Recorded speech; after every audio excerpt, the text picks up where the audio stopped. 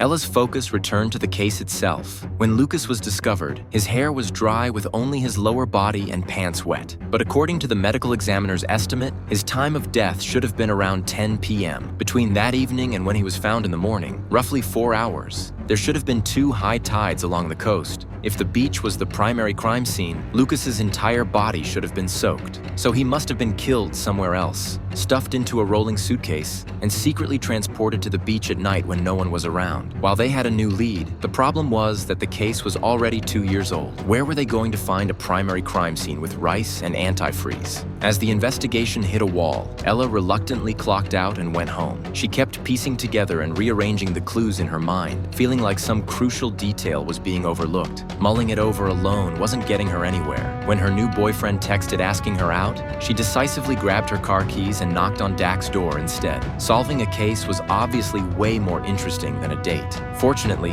Dak was just like her, still at home doing case analysis after hours. They simply ordered Chinese takeout and talked things through while eating. Truth be told, lots of people in this case had motive to kill, but the key was really the murder weapon. What kind of object could strike someone and leave rice grains behind? It couldn't be a vacuum-sealed bag of rice, could it? They spent the entire evening discussing it, but still couldn't reach a satisfying conclusion. Seeing how late it had gotten, Ella got up to leave. Just as she opened the door and was about to head downstairs, she suddenly noticed the flickering lights in the hallway. Clues flashed through her mind one after another. Finally, it all clicked. Dak, who'd just been about to go to sleep, was roused once more. It turned out that in the early 1900s, a man named Percy, while developing brighter light bulbs, accidentally invented the snow globe. To make the snow inside the globe more realistic, after experimenting with various materials, he ultimately chose to use rice as the snowflakes. And to sell them in cold European regions, snow globes were often filled with a certain amount of antifreeze. This was the source of the rice and antifreeze on Lucas, because the snow globe was the murder weapon in this case. Remember that collection of souvenirs in Eddie's office? He said they were from his travels around Mediterranean countries. But while souvenirs from other countries were there,